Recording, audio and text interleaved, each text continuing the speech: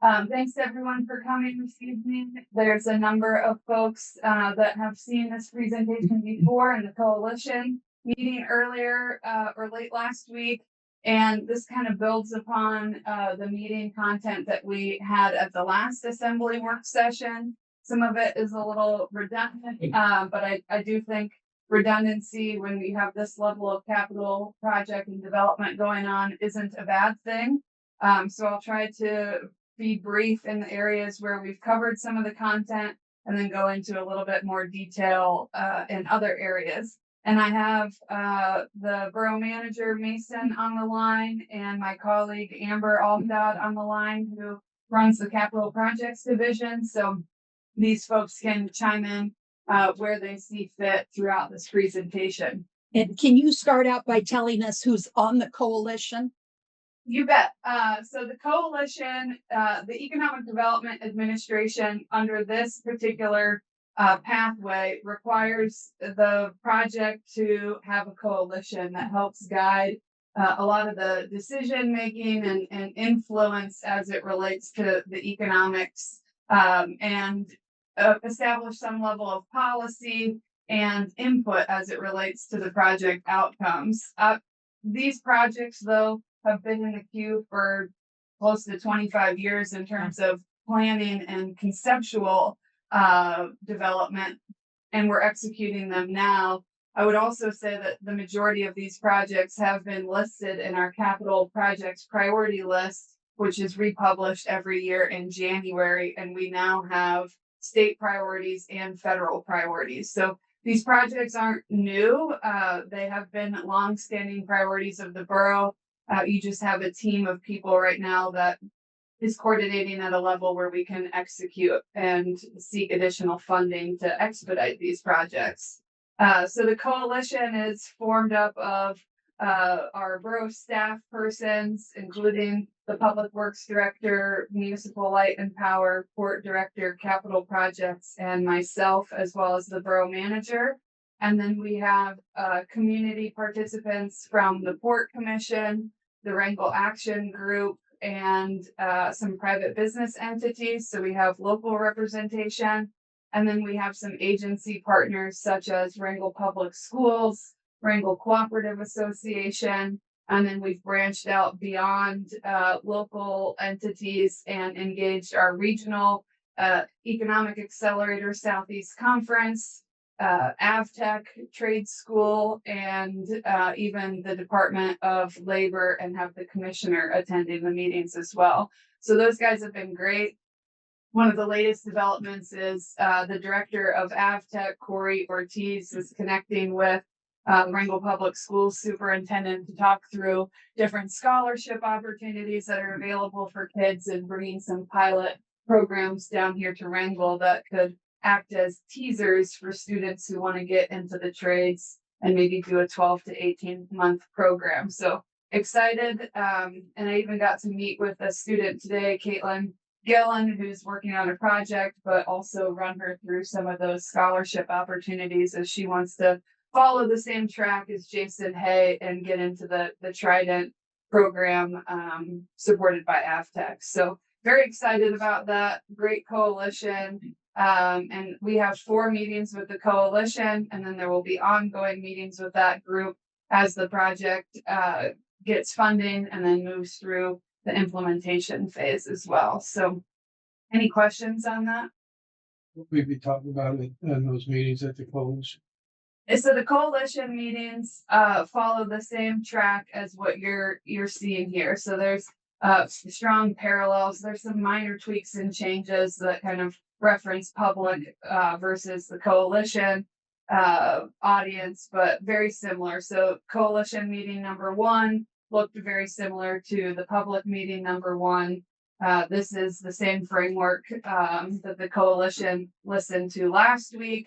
And then later this week, the coalition will meet again and talk about pre and post disaster impacts and project costs overall, and then move into some economic benefits of these projects once they're implemented. And next week, we will go through a community conversation in town hall, but I'm not going to go into great detail there because I have a slide and we'll run you through all the plans Yes. in that regard. Thank you. You bet.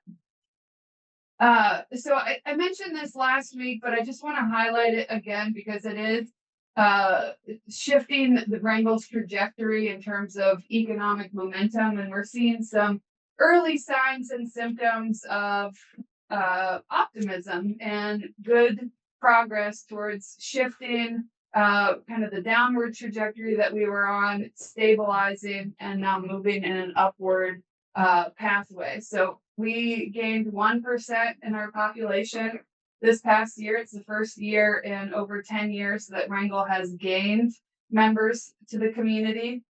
So very excited to report on that. We also saw one of our earliest indicators of shifting economics was increased positivity in the local business climate survey, which lended itself to a greater level of optimism as it relates to business sentiment. And then last year, there were 13 new homes constructed in Wrangell, which is good for construction economy, helping offset the housing burden, and is good overall indicator that people want to move here or they want to stay here, and they're reinvesting in property around the community. And then we did sell 17 out of 20 Aldertop lots that have been added to the tax rolls. And we are seeing some activity on site there where some of the properties are already being cleared, and folks are reaching out to Public Works to talk through driveway permitting, utility connections, so on and so forth to spur their development. So we anticipate anywhere from 3 to 7 new builds coming online this summer, and that's just what we know from having kind of off the record conversations with folks that invested in those properties. So very, very excited. And then we had a complete and successful sale earlier last year of all of the industrial lots that went up for public auction at the industrial subdivision nearby the Forest Service office. So that's great. And then obviously new residential land under development through the Mental Health Trust. And that is developing along Ishiyama, or what most folks call Spur Road. So a bit past the shooting range on the upland side, and then a prospect of developing 27 acres of land on the water side in partnership with the Mental Health Trust Land Office. And some of you guys may have seen a survey circulating through the community. We are building out a relocation guide and have been pulsing residents on what are the top 5 reasons to live in Wrangell. As you can imagine, community and connectivity with other residents is one of our greatest assets. It's the people that make this place so great, and then the nature and landscape that surrounds us. But the 2 top things that people identified in that survey that they think will help us retain residents and bring new opportunity are housing, affordability and access, and economic diversification and job creation. So hopefully through this portfolio of projects and partnerships that are evolving, folks can see that the borough is making every effort to diversify our economy, build on those things that we know well, that we do well, and want to expand on, and bring in opportunities that maybe are unique or new to this region or new to Wrangell, Alaska specifically. All calculated in risk and outcome, but I believe it's a diverse portfolio, and I hope that you see that through this presentation and our partner panel that is going to come forward at the community town hall. And search. Yeah, search planned unit development. So search is investing nearly $5 million some odd dollars into a multi-parcel subdivision, and they're building 8 new units for their traveling and local workforce, which is fantastic. And then childcare. Oh, childcare, yes. Childcare opportunities made possible through Tlingit and Haida in partnership with the Wrangell Public School District. So trying to alleviate some of those pressures and challenges that have really plagued our community for the last decade or so. So, of course, we are working through continued engagement in the tourism industry. So, we want to experience some growth without losing what matters to the community. So, again, trying to establish a balanced waterfront and diverse partner agreements, and then work through some modest and intentional capacity for growth. So, we'll talk a little bit later about some common themes that we have heard or concerns that we have heard voiced either through the boards and commissions or one-to-one conversations or email inquiries that have been shared directly with staff and borough administration.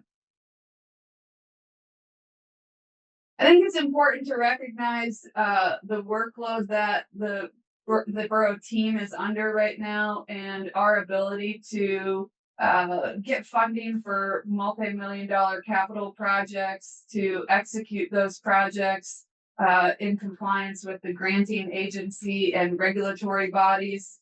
Hopefully you guys have noticed through Parks and Rec taking on building maintenance that routine maintenance is improving, corrective maintenance and infrastructure work is improving. We're working to strategize our road replacement schedule over the next few years and really build out some policies and plans that help maintain that effort even when staff transition or turn over in any one position. So, we can make all the great changes, but have we really done our job if those changes can't be sustained if you remove one person from the system? So building out those structure, operating procedures, and long-range plans. We, as borough staff, even had a strategic planning meeting a couple weeks ago where we talked about our large portfolio of projects, what our long-range plan is, and some strategies that we can build out to help maintain that momentum. And thanks to Mason for bringing us all together and helping to coordinate and reinforce how important that long range strategy is for you as residents, the people that we serve. Right now, we have 21 projects and $56 million in funding in the queue, and that is for a 2-person capital projects division. They oversee project scope and development with the engineering team. They also drive a lot of the funding acquisition and planning. And they also work closely with the borough manager to help strategize and prioritize those projects and seek support from state leadership and federal delegations. So hats off to Amber and Mike Howe for the work that they do and all the asset managers within each department that help bring those projects to light. And Kate, Mason? if I might, Yep, there you go. perfect cue. And I would just say to Amber's credit, Mike's as well, a lot of capital projects in addition to this EDA lift that we're working on. We have Aldertop. We'll have the rest of those sales happen. We are looking to sell a few more lots in the phase 2 subdivision. We did some work there. We'll have the public safety building have new roof and siding this summer, and then the school will have roof and siding and some mechanical components as well. The waterfront will be filled out this summer. McKinnon Street or Ottoson Hill will get done, and the reservoir bypass. And then a fun project will be the trap and skeet range improvements. So over $30 million of infrastructure will be invested in the communities, in the community of Wrangell this year, and we're really excited to get some of those projects done. Awesome. Thanks, Mason. So, of course, I've talked and stressed enough about leveraging momentum. We're trying to be intentional, pairing our partnership to stretch the federal dollars.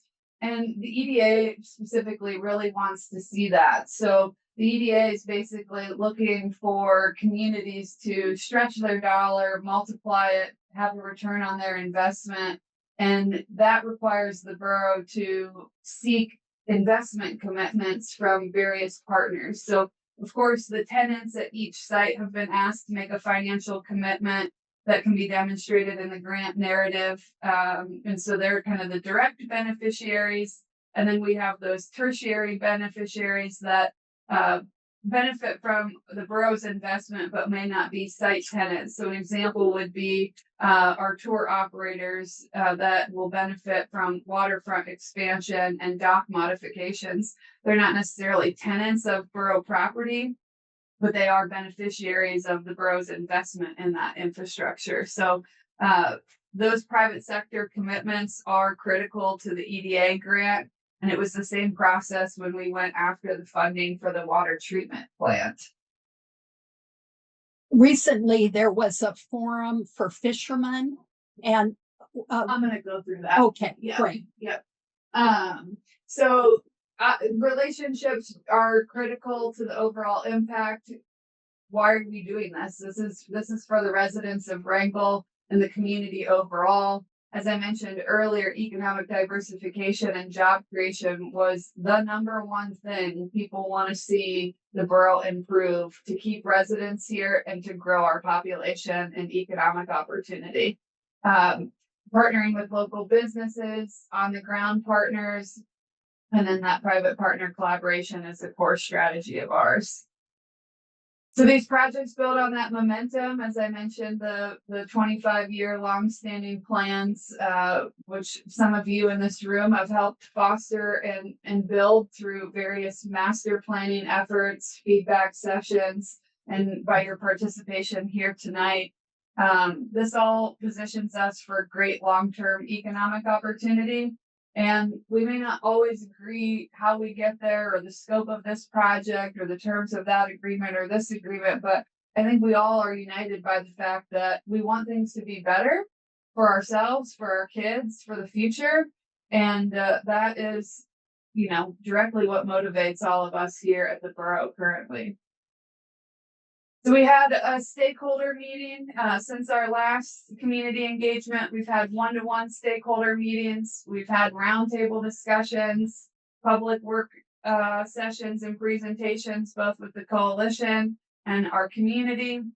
I went to the middle school today and had a presentation with the 8th graders on these various projects and got some good feedback from them as well. And they had a series of questions and concerns, and some of them parallel what we hear from our adult population, and some of them were unique to the things that they care about, which was really cool. And this picture is our Fishermen's Roundtable that Mason hosted last week at the Nolan Center. We had nearly 30 people participate in that.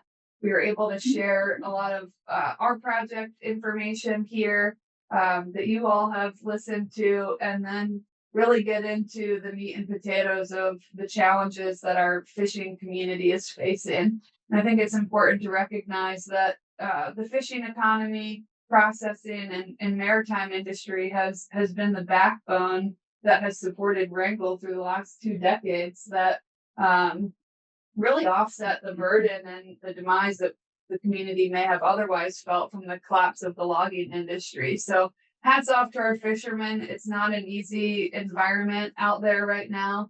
Lots of regulatory burdens, lots of people making decisions that don't understand diddly about fisheries in Alaska. And we're hoping to build on that momentum and at least get people on the same page and develop a strategy for supporting that industry beyond infrastructure investment, which has really been the primary focus over the last 10, 20 years. Mason, did you want to elaborate on the fishing piece of it? In the interest of time, I'll kind of save my remarks for the borough manager's report, but I did have some really great takeaways. I appreciated the 30 or so people that came out for the discussion. The cold storage was an obvious asset that people want to preserve in that industry. We talked a little bit about the costs that are incurred for most of their business expenses, whether that be the high fuel costs and the lower fishing prices. But I have a number of notes to share with the assembly tonight, and I'll save those for the manager's report. But really appreciate Steve Miller and Commissioner Yeager's engagement throughout those discussions as well. Thanks, Mason. John's in the room here. Steve has left us for warmer pastures in Hawaii, but appreciate him as well. So what are the key feedback themes that we've heard at the board and commission levels through some direct survey and responses in our one-to-one conversation? There's definitely broad support for port redevelopment and infrastructure. I think every person I've spoken to thinks that the JAG Marine opportunity is a landmark deal for Wrangell and really wants to see that come to fruition for our town and for that site. And that would be synonymous with what we identified in the feasibility study for that property back in 2016. Freight, value-added wood processing, manufacturing or scrap metal and recycling, and then marine fabrication were among the top 4 things that folks wanted to see at the site, but also were suitable for the site.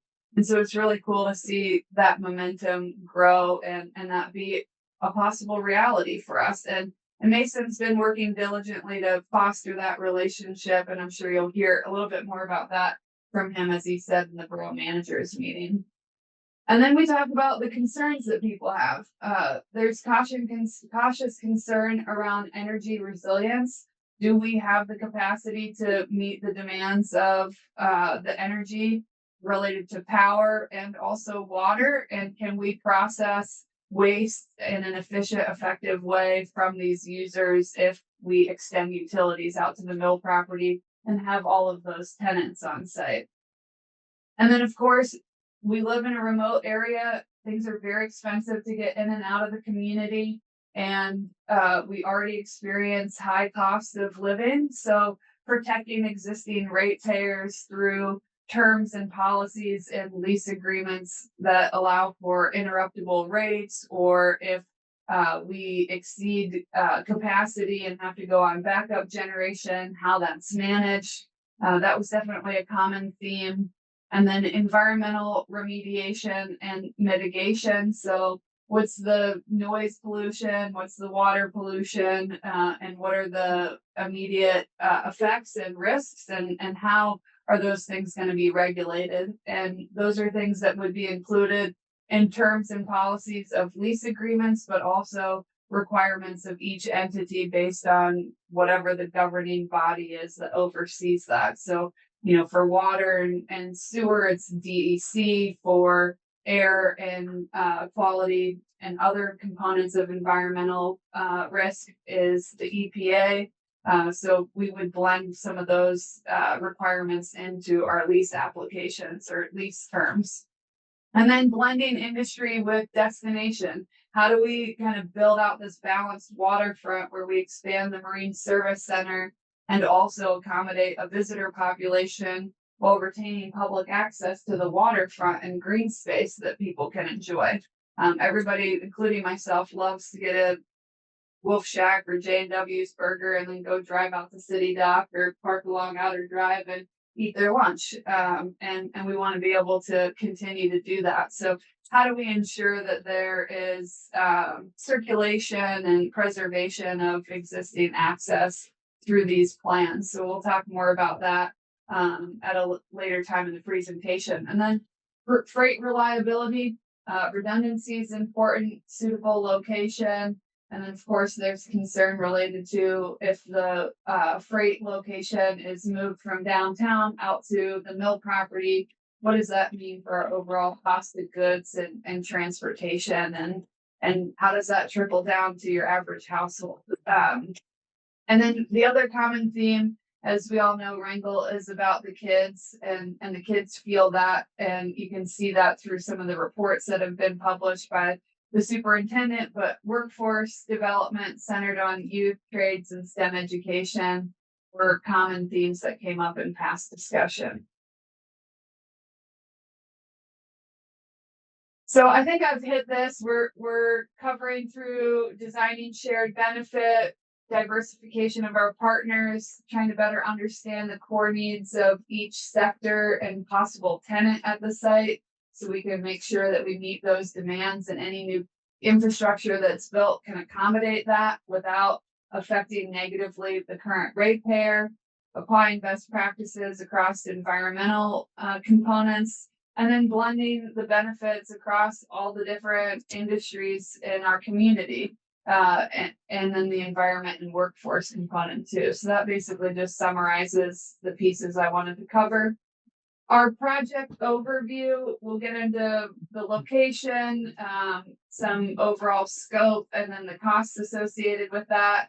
And we have recently named this project Wrangell's Economic Revival, Anchoring the Future, Empowering the Region. So it definitely has a ring to it, if you will. I like the revival component. Amen, sister. So we're gonna talk a little bit about the waterfront piece right now.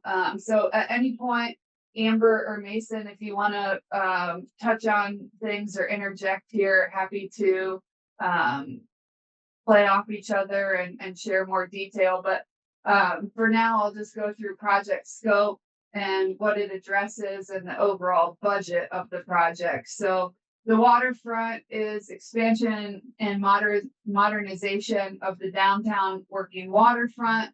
It includes fill and dock reconfiguration and some marine infrastructure support, improved circulation and access. This isn't necessarily directly tied to the grant. The grant is more the fill area and the dock modifications, but we have to consider any construction along the waterfront and how it's going to be integrated into the broader waterfront plan, which we will continue seeking funding for. And it's designed to support the fishing community, marine services, and tourism, while also providing for community engagement activities like concerts, outdoor events, additional retail and commerce space.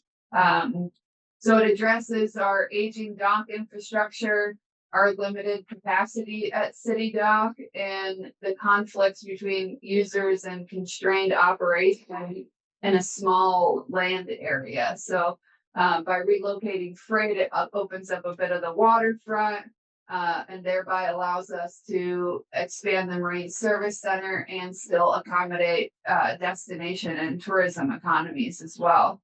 So we'll go through some photos here, but the rough order of magnitude or the projected budget right now is in the $12 to $13 million range. And I may have misled us here. Amber and Mason, can you speak to whether any utilities will be provided in the Marine Service Center fill area, or if that is a component of the dock modifications?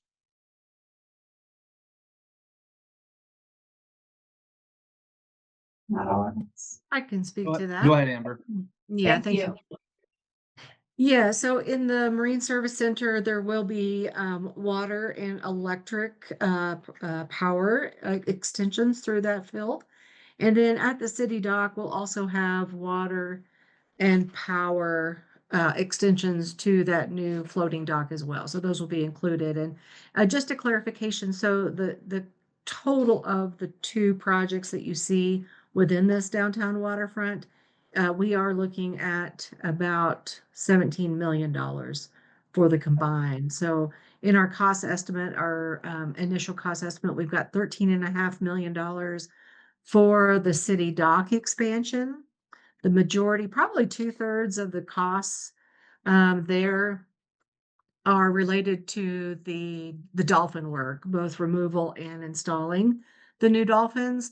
And then as we move down to the Marine Service Center on the south side, we're looking at nearly $4 million for the fill project and all the utilities that are required there, as well as the environmental controls that would be required for storm drain and whatnot.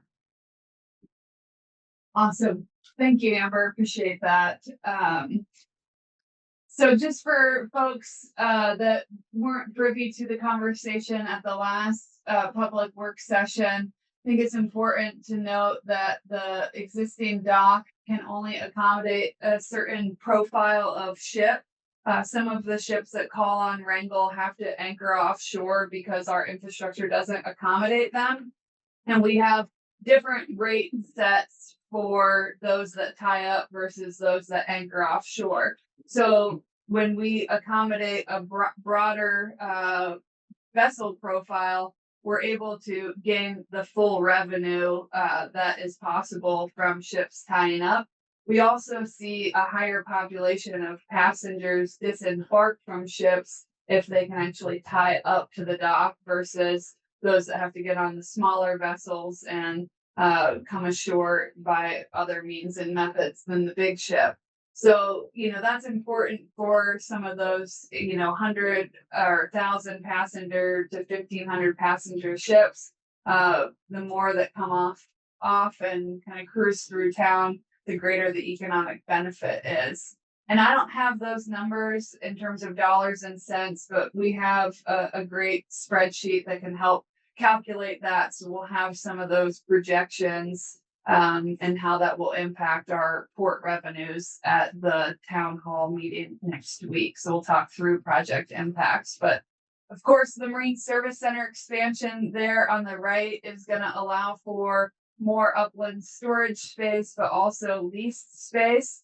It's my understanding from the port director, and Commissioner Yeager can trump me if I'm wrong here, but that we are at capacity in our Marine Service Center. We don't have any available area for new leases and or storage unless vessels or other lessees move out of that space. So it's going to allow us to expand that, and we'll kind of blend the Marine Service area with vegetation along the backside of the Nolan Center. And the next image will show you how this project is going to incorporate into the broader waterfront master plan that you guys have seen before. Amber and Mason, is there anything you want to add to this dialogue as I move to the next screen here? Yeah, just briefly, Kate. So obviously this next photo is going to show that the waterfront's going to be filled out completely from the abutment of the old barge ramp to the old mill dock. So just want to make that apparent for folks that previous photo kind of shows just a portion of that waterfront filled.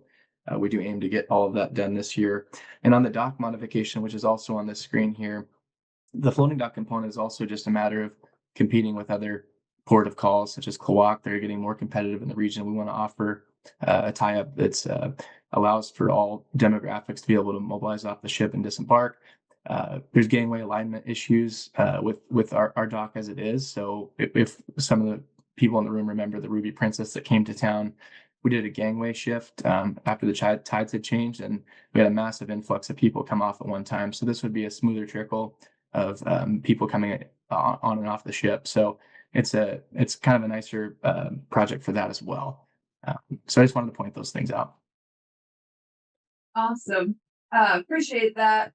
Obviously, the barge yard build out is still subject to be refined in the future. It's not a part of this particular grant application, but we did want to demonstrate kind of the long-term vision of what was the last waterfront plan and merging that with a few new developments. So one thing is we're keeping the Campbell Drive right away, which initially was going to be vacated in the long term. I think that's an important corridor for downtown activity and also accessing this infrastructure, because the dock that ACL is working on, American Cruise Lines, is planned to be a drive down dock that fishermen and local residents can use. And so we need that thoroughfare there. And for anyone who's ever complained about visitors walking in the middle of the street or not being able to adequately get to the post office at noon on a weekday, we aim to help alleviate that issue by rerouting passengers along the waterfront and keeping them off the main downtown area. We do plan to put in wayfinding signs along the waterfront to redirect people back to where the business sector is in the downtown corridor. But if we dump them into the cul-de-sac there, they just keep on walking down the middle of the street, and it would be better for overall pedestrian safety and community traffic to have them along the waterfront and then move into downtown through other side roads. And back to that other, we have an item before us tonight on the agenda. The Port Commission recently sanctioned those 6 vending sites. Are those illustrated in the blue squares? Yes, rough area. Right. And John and But team that'll will be the able to speak location. to that. Yeah. Okay. That's the general area. They've identified 6 or so different vendor spaces.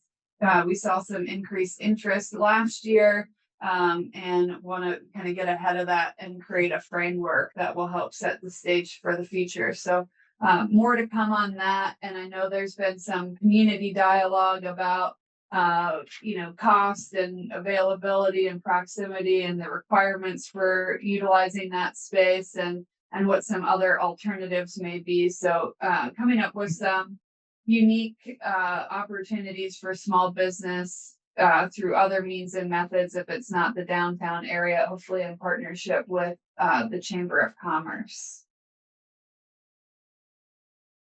So dovetailing into the Deep-Water Port, so redevelopment of the former mill site into a modern industrial subdivision, removal of the failing bulkhead or the infrastructure that's along the face of the waterfront there, and replacement with an armored shoreline, construction of roadway and improved access through the highway, and installation of utilities to improve the site and allow for new tenancy, and then relocating partner and freight and other entities to that area.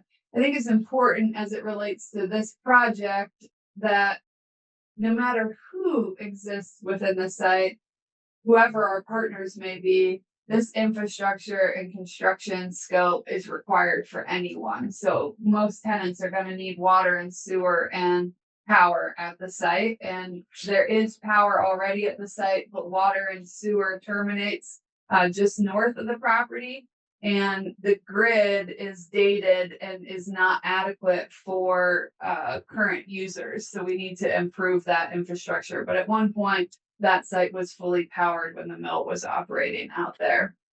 So we want to make sure that we have shovel-ready industrial partners to attract new tenancy, that we build out reliable freight and marine service operations, and we reduce the development risk for private investors. And that risk really is tied to, if they make a private investment, they need to make sure that the public entity is going to provide the utilities and infrastructure necessary. So that's when I talk about risk, that's where that term comes from. And then the project budget for this, as I understand it, Amber, is near $47.5 million. And that's inclusive of construction, design, permitting, contingencies, and other inspections that may be required. And final cost is really dependent on any scope modifications, phasing, and permitting outcomes that are deployed through construction. So I'm going to turn over to the next page here and see if, Amber, you have anything you want to add to that overview.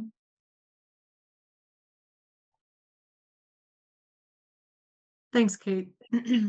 I guess I would just mention, as you look at this diagram here of the site, the various tenants and the way that the road and utilities have been laid out, it's important to note that this conceptual design that we have before us really is built around the potential occupants that we have before us right now, that being AML with the barge ramp, JAG with the shipyard, and the data center through GreenSpark. Those 3 in particular are what are driving the entities driving this layout. So based on that, we did just get our current cost estimate, which I will say came at a little bit of a sticker shock for me.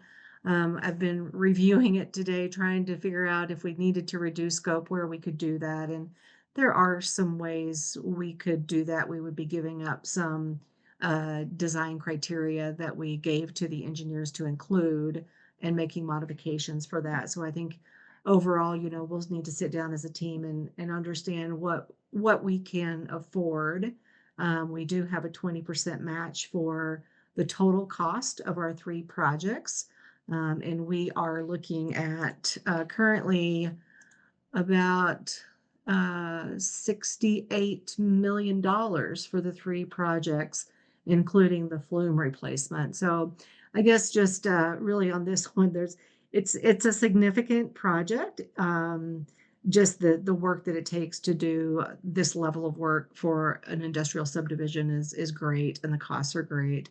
I think some of the areas that we could save some costs would be if we decided not to remove all of the bulkhead rail cars and replace that with the armor rock that we currently have scheduled in this project, and then possibly reconsidering the concrete roadways and substitute those for or with gravel road and ditching. Wouldn't completely offset the cost for the concrete, but it would be reduced cost. Other than that, I think it speaks for itself. It's a pretty simple layout. It's just very costly. Awesome. Can you explain to the public the circumstances on the southern edge of the property? Sure. So some folks may be aware that the state passed or conveyed land off to municipalities over the course of the last, 40 some odd years. And so we acquired land from the state, basically from city dock all the way out to the mill property. And that land is encumbered. And by that, I mean restricted in that we can make good use of the land, but we cannot sell the land. So that southern triangle that is in purple is restricted by state patent. It can be leased, it can be developed, it can be used for industry and purpose, but it cannot be sold. So previously, the tidelands, and it is considered a tideland, all the tidelands in the surrounding area were held by lease with Silver Bay Logging. And over the last handful of years, a portion of the property has been leased by Tideline and Channel Construction, and they are still using a portion of it. The blue is the portion of land that the borough is exchanging with Tideline Construction. They cleared the site and helped ready it for marketability and attracting new tenants. And we did a land for labor exchange to reduce our overall costs. So the blue is subject to be Tidelines by the end of March this year and will not be owned by the borough. The remaining parcels that are identified in gray, green, and yellow there would become most likely leases with each of the tenants. And there's different benefits to leases versus land sales. Some of it's related to long-term use and site control. Some of it's related to private sector benefiting from public-private partnership and funding that's available. A lot of waterfront dependent communities avoid selling their tidelands so that they can maintain a certain level of control and just opt for long-term 50, 90-year leases in some cases. So really each of those arrangements will kind of be driven by the interest of the private sector and negotiations at the borough manager level. And you can see that little, there's this little odd thing branching off the funnel there off the southern Tideland parcel in purple. So we're going to create an easement that runs along the Zemovia Highway property line of the blue to get to the southern Tideland parcel so that we can make good use of it. But I think our long-term goal would be able to provide direct access from the highway, which would require some higher level planning and coordination with the State Department of Transportation, who we do have a great working relationship with, and they are aware of the evolving development plans here at the mill site, and we'll obviously be consulting with them throughout the planning and design process, and then through implementation as well. I have a question. Are each of these parcels independently able to be developed? No, we Or need- are they all interconnected and so the whole thing has to be done? Or can one or the other move forward while the others are? So that's a good question, and I will kind of redirect some of the questions to the end of the meeting, but I think what's important to recognize in what we've presented here is the borough is really doing the bare, I wouldn't say bare minimum in terms of effort and quality, but what we are subject to fund here through this construction project is the base need of the site.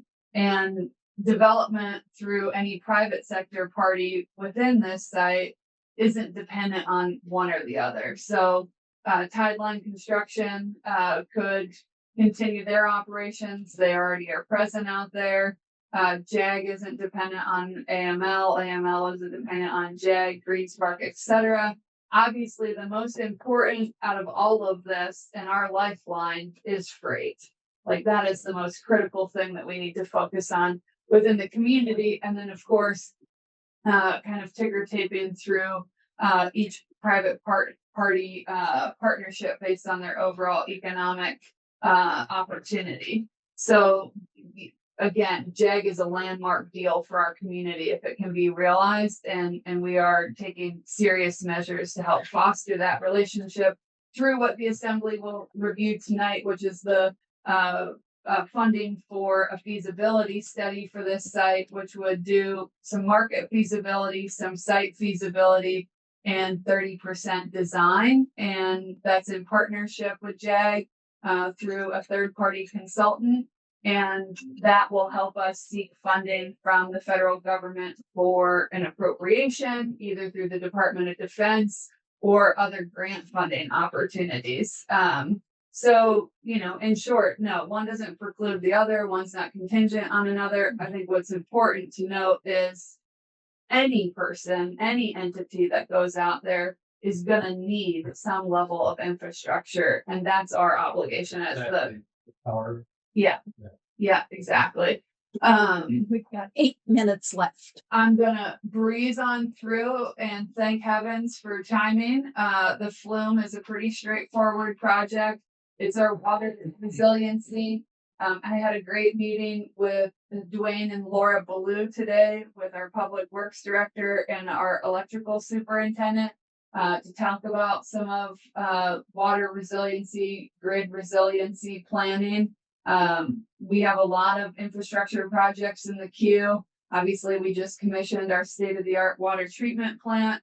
And we also have a reservoir bypass project, dam stabilization project, and then we're seeking funding for the Flume replacement, which is arguably one of the most critical pieces of our infrastructure.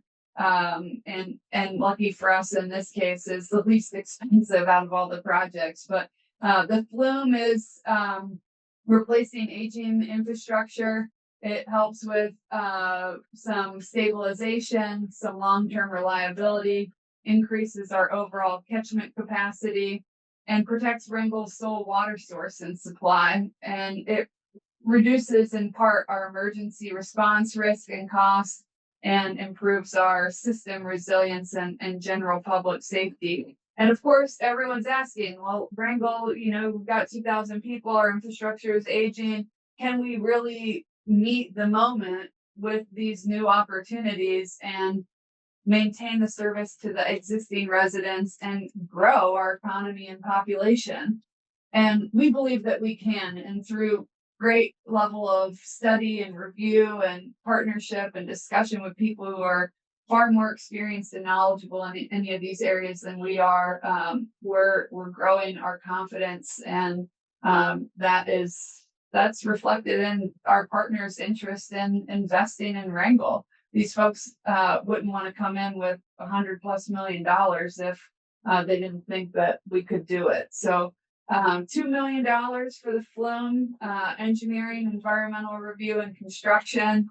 And our public works director is a past concrete mason and knows a lot about that industry. So in partnership with Amber and reviewing with the engineering team, we actually reduced the overall cost of that project by 30+%. So really kind of taking a strike through of the project costs and getting down to the brass tacks of what's absolutely needed. So $2 million here. This gives you the route overview of where the Flume runs, and then the water reservoir in the upper area here, and then there's a lake down below as well. But this is the existing Flume. So we're gonna improve that. These photos aren't that great of illustrations. You're like, what the heck am I looking at here? But that's the concrete profile. So it's going to be concrete infrastructure there. During periods of low precipitation, we anticipate it will capture an additional 15% of runoff from the hillside. But during periods of high precipitation and flow in that stream, you could see upwards of 30% capture of runoff and flow from that particular corridor. So very excited to see that. And Mason or Amber, do you have anything you want to touch on with the Flume? Nope, I think you nailed it, Kate. I have nothing. Thank you.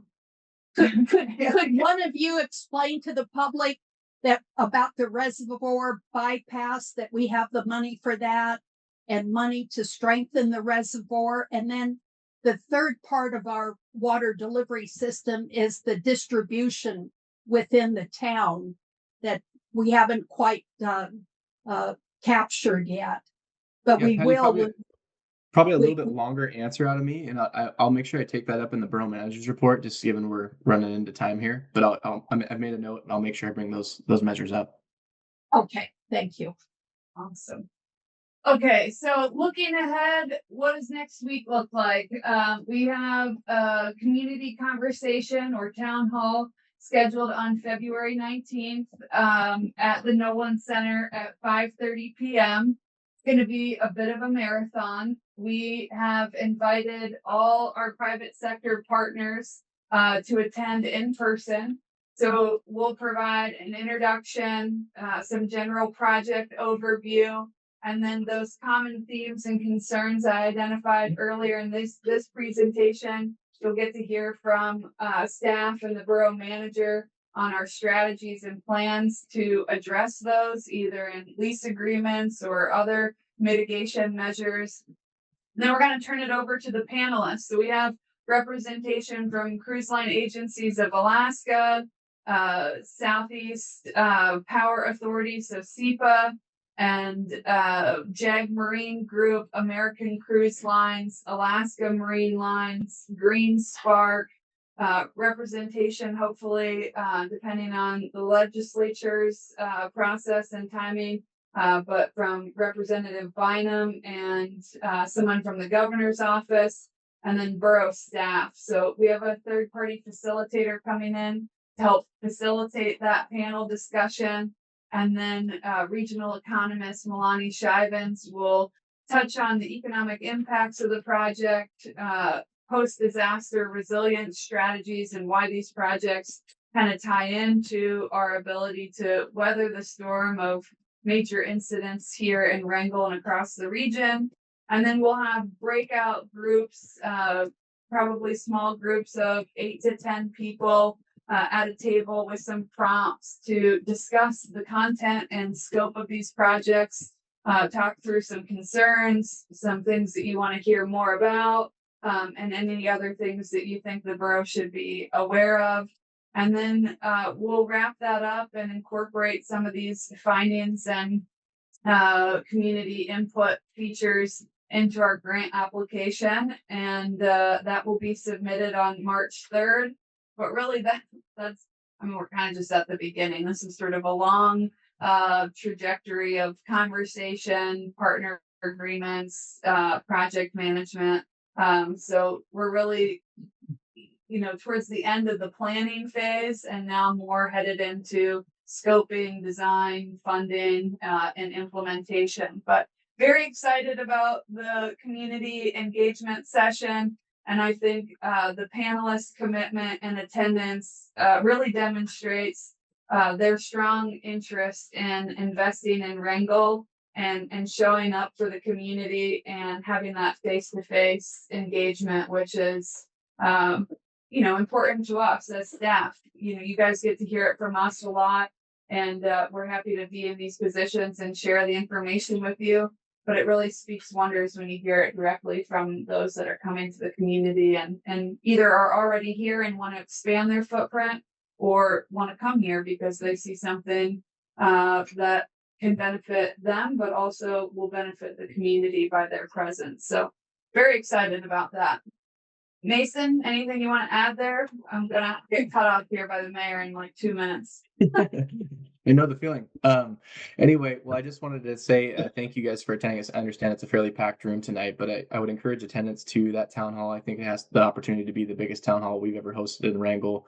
So certainly, as Kate attested to, having every executive of the companies that we're working with present means a lot. It's very humbling to work through the coalition meetings and have 40 people attend of significant status and talking about big investments in Wrangell. And these are activities that this team is sought after, and we haven't had any of these land in our lap. They've been pretty calculated. And the neatest part about it is many of the operations and the investments made will be complementary to each other. And that's what makes me so hopeful about getting this EDA win. So definitely come on out. That'd be a great opportunity to get your guys' feelings on each of these component projects. And I know that there wasn't a lot of time, if any, for questions, but if you guys have questions and you want to sign up for persons to be heard tonight, I'll do my best to answer them in the borough manager's report. You might have to say your name up front so I can get to a response to you. And Kate, maybe I'd ask that you stick around for the borough manager's report just so we can answer some of those. Absolutely. Happy to do it. And again, you can email me at ktomas@wrangell.com or clerk@wrangell.com if you want to submit some questions in advance of next week's community conversation. That way we can kind of frame up and be able to address your questions in a little bit more detail. And I'll leave you with our new mission after the strategic planning session, which is preserving our past and building our future. And, we know what we know what we don't know. And, we're doing our best for you guys and just really appreciate everyone's patience and engagement and participation at the board level and our one-on-one meetings and hope that you'll join us next week as well to continue this process. So thanks, everybody.